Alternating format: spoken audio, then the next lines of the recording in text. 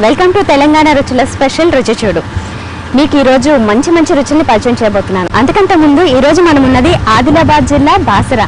మరి బాసర అనగానే మనందరికీ ముందుగా గుర్తొచ్చేది సరస్వతి అమ్మవారే కదా. ముందుగా ఆవిడ్ని దర్శించుకుని పూజించుకుని ఆ రుచుల్ని మొదలు పెడదాం పదండి.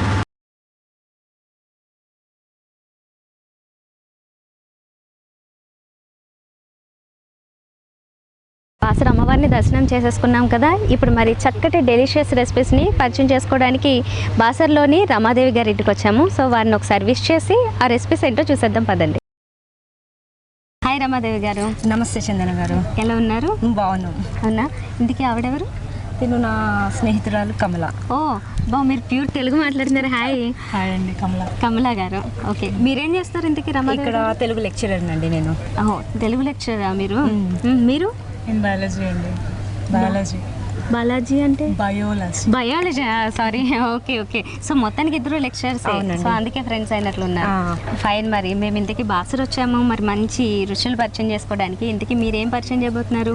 నేను సీజనల్ ఫుడ్ లవంగా రైస్ ని పరిచయం చేయబోతున్నాను. సీజనల్ ఫుడ్ అది లవంగా రైస్?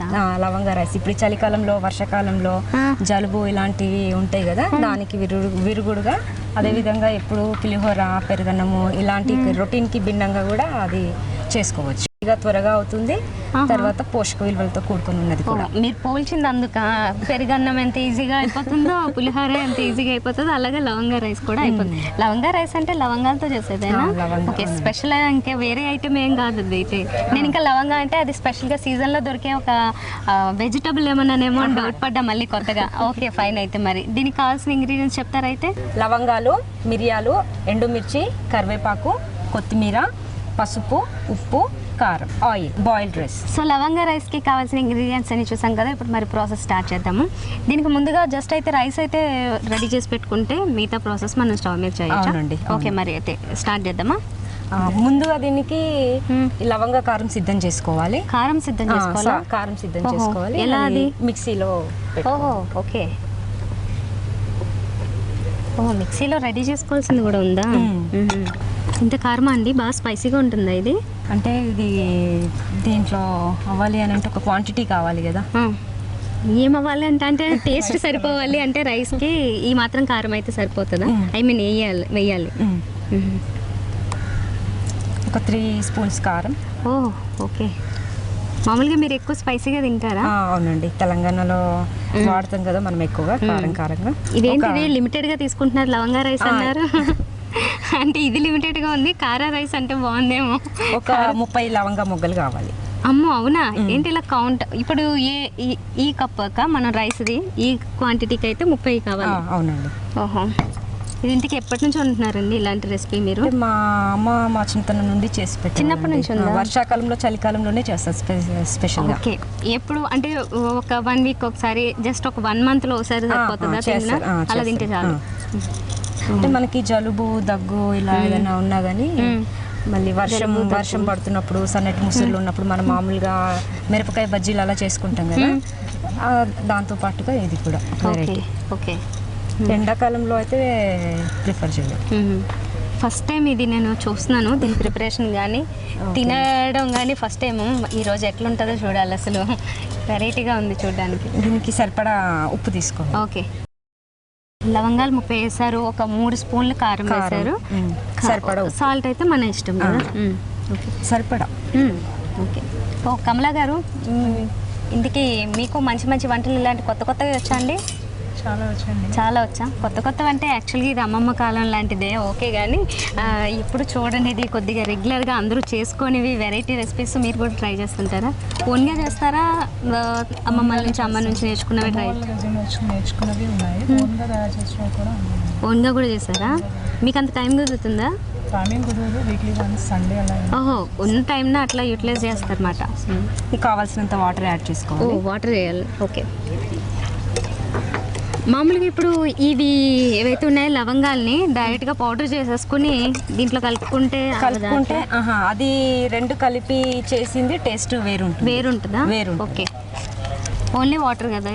వాటర్ వేసి గ్రైండ్ చేసుకోవాలి. అదైతే ఇటు ఉత్తి రైస్నే తినడానికి సరిపోతుంది అన్నమాట, పులిహోర లాగా. అంటే ఉత్తిగానే తినచ్చు, దాంట్లో ఇంకేమీ కాంబినేషన్ అట్లా ఏం అవసరం లేదు.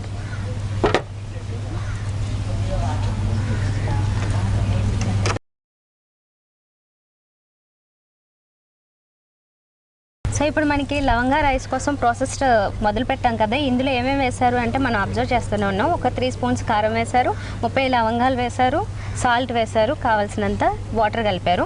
ఇట్లా చేసుకుంటేనే బాగుంటుందంట. ఇందాకలాగా అంటే విడిగా వాటిని మాత్రమే సరిపోతుంది కదా గ్రైండ్ చేసేస్తాయని, అలా కాదు, ఇలా చేసుకుంటేనే బాగుంటుంది. ఇప్పుడు మనం తీసుకున్న క్వాంటిటీ ఏంటంటే ఈ కప్పు రైస్ తీసుకున్నాము, దీనికైతే ఈ రకంగా తీసుకోవాలి. మీరు ఇంకా ఎక్కువ అయితే కనుక మిగతా క్వాంటిటీస్ అన్ని కూడా పెంచండి. ఓకే, దీన్ని మరి ఇప్పుడు మిక్సీ చేసుకోవాలి కాబట్టి చేసిన తర్వాత ఎట్లా రెడీ అవుతుందో దాని తర్వాత ప్రాసెస్ ఏంటో చూద్దాం.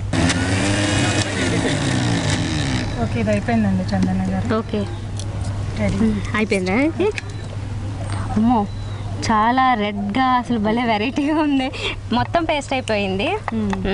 ఓకే, యాక్చువల్గా ఎక్కువ అయితే అన్ని స్పైసెస్ ఎక్కువ ఉన్నాయి కాబట్టి ఫుల్ కారంతో చాలా ఘాటుగా స్మెల్ వస్తుంది ఇక్కడ. మళ్ళీ దీంతో ఇప్పుడు ఏం చేయాలి మనం అయితే? ఈ మసాలాని రైస్లో కలుపుకోవాలి. ఓహో, డైరెక్ట్గా కలుపుతారా లేకపోతే లేదు, ముందు కలపాలి. రైస్లో కలిపిన తర్వాత దీన్ని తాలింపు వేయాలి. ఓహో, మరి పచ్చి వాసన రావడం అట్లా ఏమి ఉండదా? అంటే తర్వాత తాలింపు వేసి మళ్ళీ మనం ఈ రైస్ని వేడి చేస్తాం, వేడి చేయాలి. అప్పుడు అది రైస్ కూడా వేడి అవుతుంది, తర్వాత పచ్చి వాసన అనేది కూడా పోతుంది. ఓకే, సరిపోద్దా? అంటే మనం కలుపుకున్న తర్వాత మళ్ళీ సరిపోకుంటే మరి కసకాలి. ఓకే, ఇప్పుడు మనం పోపుని సిద్ధం చేసుకుందాం. ఆయిల్ హీట్ అయిన తర్వాత మనం ఇవన్నీ వేసుకోవాలి. జీలకర్ర, ఆవాలు, పోపు దినుసులు. ఇప్పుడు రెగ్యులర్గా వేసే చిన్న పోపులు అంటే సింపుల్గా వేసే పప్పులు కాకుండా దీంట్లో కొంచెం ఎక్స్ట్రా యాడ్ చేస్తాం. పప్పులు ఇందులో వేయరండి. ఓకే, పప్పులు యాడ్ చేస్తారు. పప్పులు అవి వేయ, స్పైసీగా ఉంటుంది కదా ఇది. అవును, అందుకని పప్పులు వేయం. అంటే మనం జనరల్గా శనగపప్పు, మినపప్పు వేసుకుంటాం కదా, అవి వేసుకోవాలి. ఫస్ట్ జీలకర్ర ఆవాలు. ఓకే, తర్వాత కొన్ని మిరియాలా? అమ్మో, ఇందులో వాడివన్నీ స్పైసీలేనండి. ఇంత స్పైసీగానా? మిరియాలు, లవంగాలు, కారం, ఎండుమిర్చి, పచ్చిమిర్చి వాడొద్దు, ఎండుమిర్చినే. దీనికి అదొక ట్రెడిషన్ అయితే. పోపు దినుసులు వేగిన తర్వాత ఎండుమిర్చి. ఓకే, ఎండుమిర్చి వెల్లుల్లి ఎక్కువ వేస్తారా కొంచెం తక్కువ వేసుకుంటారా? మామూలుగానే. ఓకే, కరివేపాకు, కొత్తిమీర. ఓహో, వెల్లుల్లి వేయాలి. ఓకే,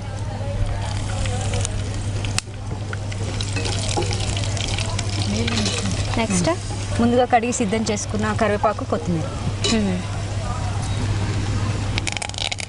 కొత్తిమీర కూడా ఇప్పుడేనా? అవునండి. ఓకే,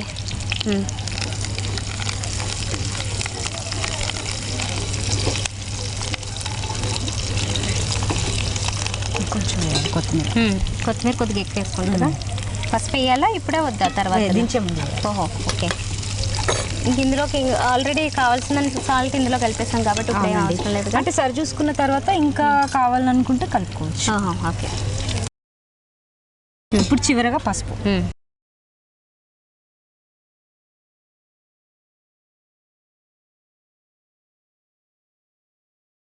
సో రమాదేవి గారు, మీ ఇంటికి ఎవరైనా వచ్చినప్పుడు పర్టికులర్గా ఈ సీజన్లో ఎవరైనా వచ్చినప్పుడు చలికాలంలో ఇది అడుగుతారా?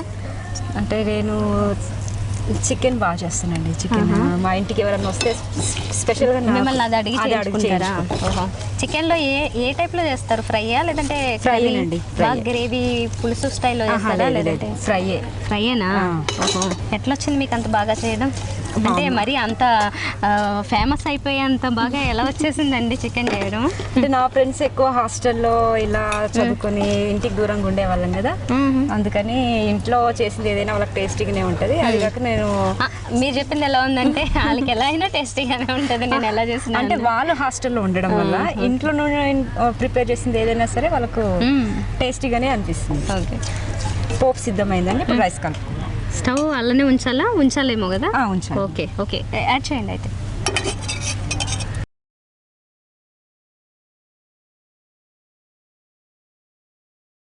ఈ తాలింపు రైస్కి మంచిగా పట్టే విధంగా కలుపుకోవాలా?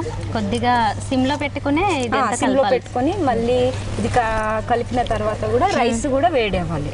ఆల్రెడీ మనం రైస్ వండి పెట్టుకున్నాం కదా, చల్లగా అయిపోతుంది, అది వేడిగా చేసుకోవాలి. ఓకే, ఆయిల్ అనేది కొంచెం ఎక్కువ వేసుకుంటే బెటరా? మామూలుగా ఇప్పుడు తాలింపు సరిపోయి వేసుకుంటే రైస్ అంతటికి కూడా బాగా డ్రై ఉంటుంది కాబట్టి ఆయిల్ ఉంటేనే కొద్దిగా టేస్టీగా ఉంటుందా? అంటే మన ఇష్టం అండి, ఆయిల్ ఇష్టపడే వాళ్ళు ఎక్కువ వేసుకున్నా సరిపోతుంది. లేదా ఆయిల్ తక్కువ తినే వాళ్ళకి, కొంతమందికి ఆయిల్ ఎక్కువ ఇష్టం ఉండదు, అలాంటి వాళ్ళు తాలింపు వేగి అంత వేసుకున్నా సరిపోతుంది. లవంగా రైస్ సిద్ధం అయిపోయిందండి, డిష్ అవుట్ చేసుకుందాం.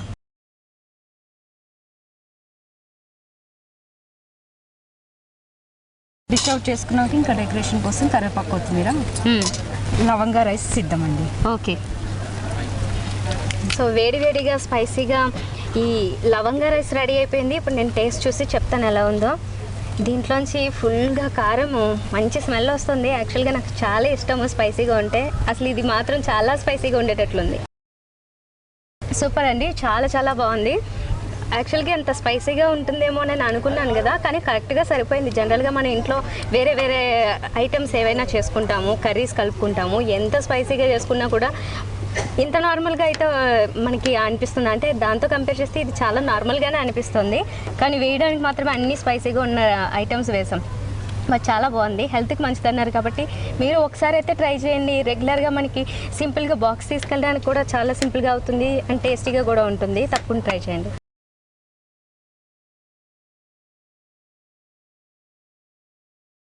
ఓకే రమాదేవి గారు, చాలా బాగుందండి. మీరు భయపడినట్లున్నారు కదా, అంటే చాలా కారంగా ఉంటుందేమో, నేను తినగలనా లేదని. చాలా బాగుంది, అంటే అంత కారంగా అసలు లేదు, కానీ కరెక్ట్గా సరిపోయింది. ఓన్లీ కారం కలిపిన రైస్లా మనకు అనిపిస్తుంది అంతే, బట్ చాలా చాలా టేస్టీగా ఉంది. నాకు చాలా బాగా నచ్చింది. కారం ఎర్రగా కదండి, కలర్ అది అలా ఉంటుందేమో అని అనిపిస్తుంది. మనకి భయపడి తినడం మానేస్తారేమో అని వాళ్ళకి మళ్ళీ మళ్ళీ చెప్తాను నేను. చాలా బాగుంటుంది.